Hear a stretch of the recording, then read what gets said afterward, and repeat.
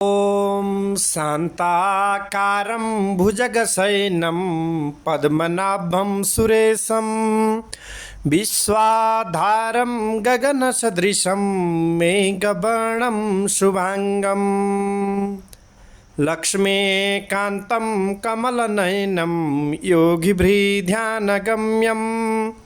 वन्दे विष्णुं भवभयहरं सर्वलोकैकनाथम। उनै जगतका मालिक भगवान श्री पालनहार लक्ष्मी नारायण भगवान का श्री चरण में कोटि कोटि नमन टक्राउँदै प्रथम पूज्य सिद्धिदाता गणेश जी का श्री चरण में कोटि कोटि नमन टक्राउँदै वीणावादिनी माता का श्री चरण में अनंत कोटि नमन टक्राउँदै आजको विशेष अमृतमय कथा में रमा नाम गरिएकी एकादशी को कथा श्रवण गर्नेछौँ। समस्त भक्तजनहरूले हातमा फूल तिल लिएर नमन टक्राउँदै हृदयदेखि नै सप्रेम भक्तिका साथमा ओम नमो भगवते वासुदेवाय भन्ने महामन्त्रका साथमा कथालाई श्रवण गर्नुहोला। अब सुरु गरौँ रमा एकादशीको व्रत कथा सज्जनबिन। ओम श्री गणेशाय नमः। श्री सरस्वती नमः। अथ कार्तिक कृष्ण एकादशी व्रत कथा। युधिष्ठिर उवाच कथयेष्व प्रसादेन मम स्नेहं जनार्दन कार्तिकस्य शिते पक्षे किं नाम एकादशी भवेत्। श्रीकृष्ण उवाच श्रूयेतां राजशार्दूल कथयामि तवाग्रत कार्तिके कृष्णपक्षे तु रमा नाम्नी सुशोभना। युधिष्ठिरले सोद्धछन्, हे जनार्दन भगवान कार्तिक कृष्ण पक्षमा कुन कुन नाम गरेकी एकादशी हुन्छन्। कृपया स्नेहपूर्वक मेरा उपरमा दया गरेर भन्नुहोस् भनिकन बिन्ती बिसाइसकेपछिबाट भगवान श्री कृष्ण जगतका मालिकले उत्तर दिनुहुन्छ। हे राजशार्दूल सुन, म तिमीलाई भन्दछु कार्तिक कृष्ण पक्षमा रमा नाम गरिएकी उत्तम एकादशी हुन्छन्। हे राजन, यी एकादशीले ठुला ठुला पापहरू नाश गर्दछिन्। बडा पुण्यदायिनी एकादशी छन्, अर्थात् प्रकरण बसमा पनि, किनकि यिनको महात्म्य म तिमीलाई भन्दछु, ध्यान दिएर श्रवण गर। हे राजन, अघि मुचुकुन्द नामका एक प्रसिद्ध राजा भएका थिए, जसको मित्रता देवराज इन्द्रसँग थियो। जस्तो प्रकार इन्द्रसँग मित्रता थियो, त्यस्तै प्रकार एम वरुण कुबेर तथा विभीषणसँग पनि तिनको मित्रता अथाप गहिरो थियो।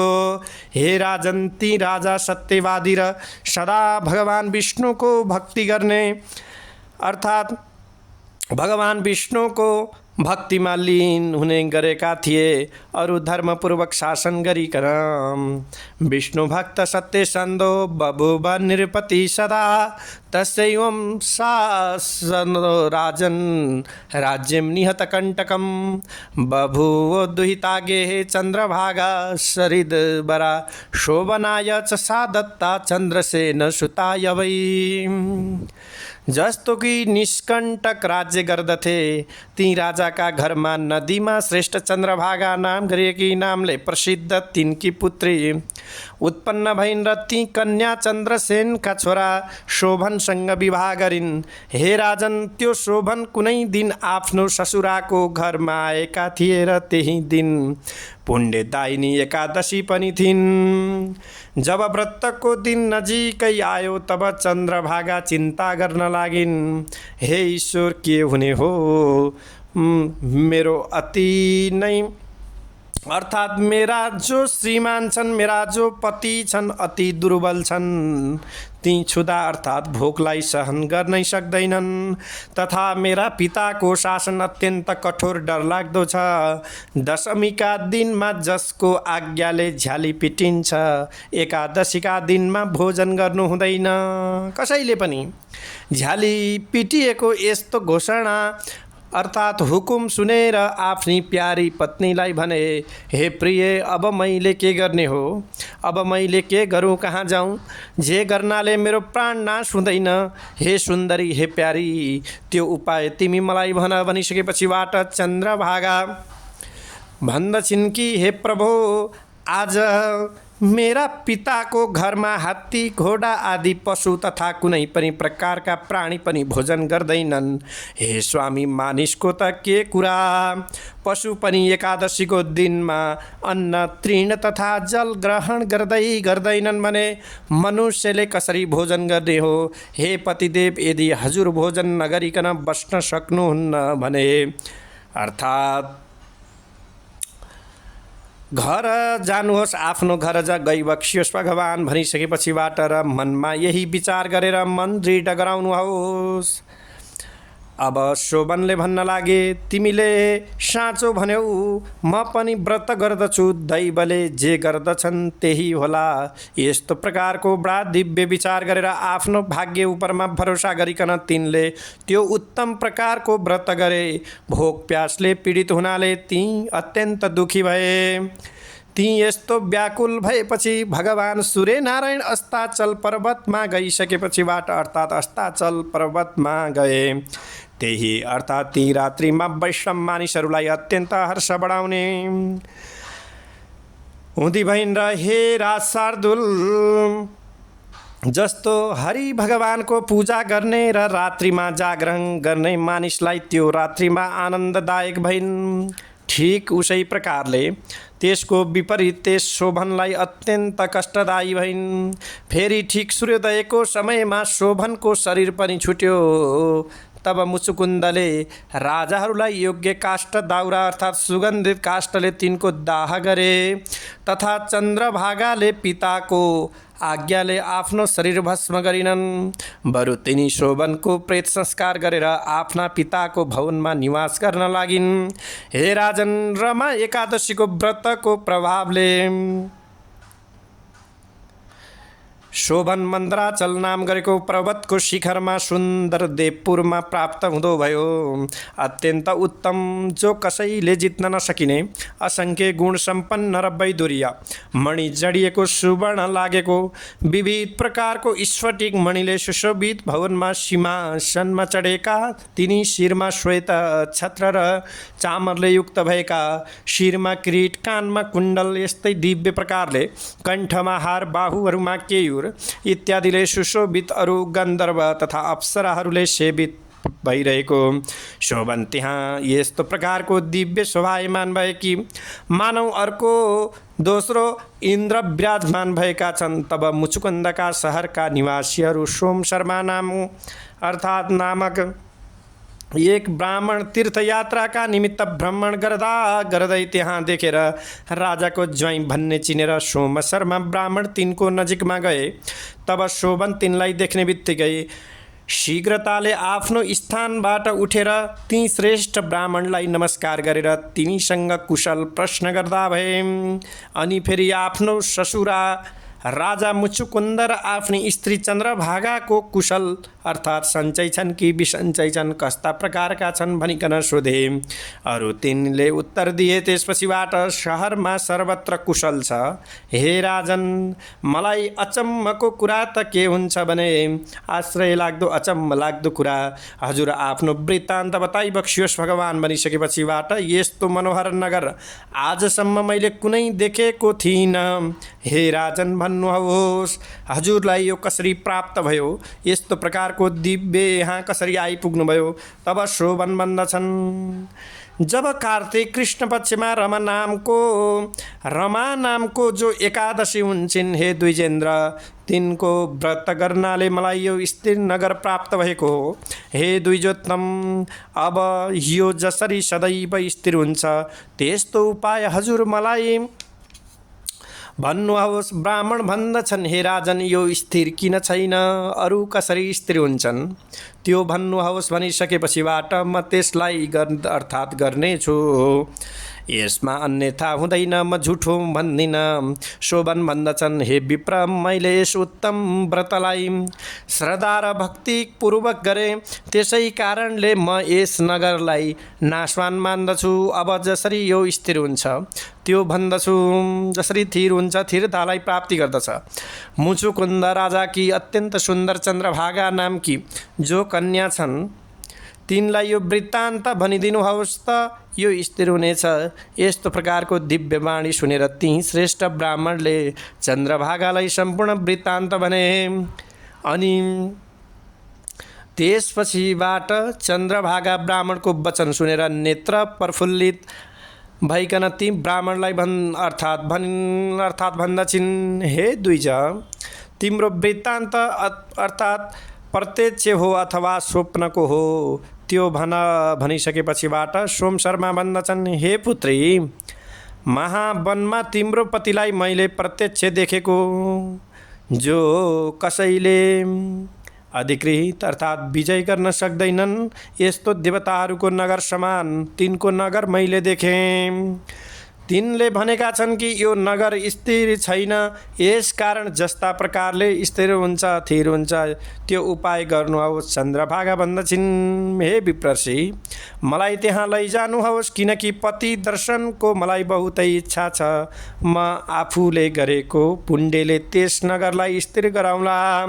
हे द्विज, जस्ता प्रकारले मेरो र तिनको संयोग होस्, मिलन होस्, त्यो गर्नुहोस्। वियोगको संयोग हुनाले महापुण्य प्राप्त हुन्छ। यस्तो सुनेर चन्द्रभागालाई साथ लिएर प्राप्यते हि महत्पुण्यं कृत्वा योगं विमुक्तया इति श्रुता सह तया सोमशर्मा जगामः। आश्रमं वामदेवस्य मन्दराचलसन्निधौ वामदेवो शृणोत् सर्वं वृत्तान्तं कथितं तयो।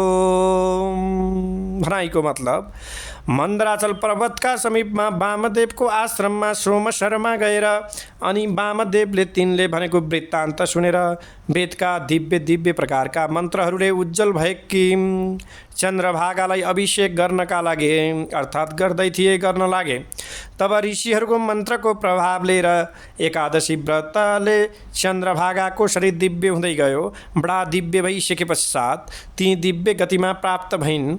अति हर्षित भएर प्रफुल्लित नेत्र भएका पतिका नजिकमा पुगिन्। प्रसन्नतापूर्वक आफ्नी प्यारी स्त्रीलाई आएको देखेर शोभन पनि अत्यन्त हर्षित भए, खुसी भए।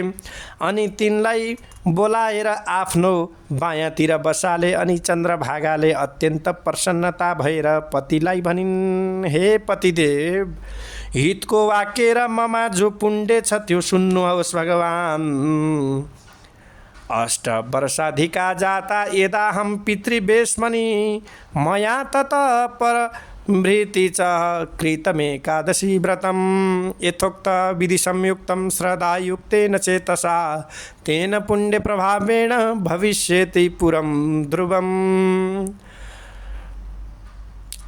आफ्नो पिताको घरमा जब म 8 वर्षकी थिएँ, विधिपूर्वक श्रद्धायुक्त भएर एकादशीको व्रत गरेकी थिए। त्यस व्रतका पुण्यको प्रभावले अवश्य उत्तम लोक प्राप्त हुन्छ अनि कल्पान्त महाप्रलय पर्यन्त समृद्धि रहनेछ। हे राज शार्दूल, यस्ता प्रकारले दिव्य स्वरूप र दिव्य आभूषणले सुशोभित भएर पतिका साथमा रमण गर्न लागिन्। दिव्य भोग भोग्दी भइन्। फेरि रमा एकादशीको व्रतको प्रभावले मन्दराचलको शिखरमा दिव्य शरीरले शोभन पनि चन्द्रभागासँग विहार गर्न लागे। हे राजन, रमा एकादशीको महात्म्य मैले तिमीलाई भने। यो चिन्तामणि अथवा कामधेनु समान छ, जो जति दोयो त्यति नै, जे चितायो त्यति नै, अर्थात् तिनै प्रकारका चिजहरू त्यहाँ उत्पन्न हुने। बडा मायावी छ। हे राजन, मैले रमा एकादशीको व्रत तिमीलाई भने।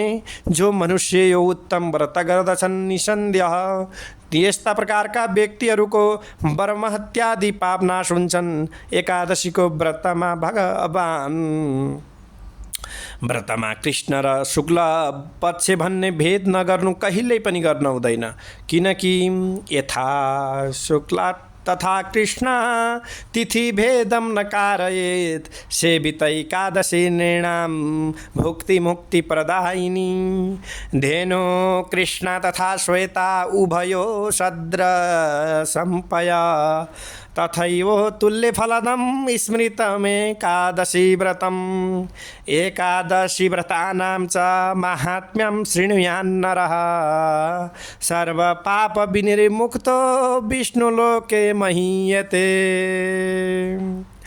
अर्थात कृष्ण पक्ष र शुक्ल पक्ष की दुवै एकादशी मानिसलाई भुक्ति र मुक्ति दिन्छन्। जय बोलो एकादशी भगवानको जय होस्। जस्तै काली र सेती गाईको दुध एक समान हुन्छ, त्यस्तै दुवै पक्षकी एकादशी समान फल दिन्छन्। अरू जो मानिस एकादशीको महात्म्य सुन्दछन् त्यो समस्त पापबाट मुक्त भएर भगवान सच्चिदानन्द भगवान विष्णुको विष्णुलोकमा आनन्दतापूर्वक भोग गर्दछन्, बस्दछन्। जय बोलो श्री लक्ष्मी नारायण भगवान को जय होस्। ओम नमो भगवते वासुदेवाय। ओम नमो भगवते वासुदेवाय। ओम नमो भगवते वासुदेवाय। ओम नमो भगवते वासुदेवाय। वासुदेवाय भज वासुदेवाय। वासुदेवाय भज वासुदेवाय। जय बोलो श्री हरि वासुदेव भगवान को जय होस्। रमा एकादशी भगवती को जय होस् भन्दै आजको कथा श्रीहरि इति श्री ब्रह्मा वैवर्त पुराणे कार्तिक कृष्ण रमैकादशी व्रत महात्म्यम इति श्री। ओम नमो भगवते वासुदेवाय नमः। जय होस्।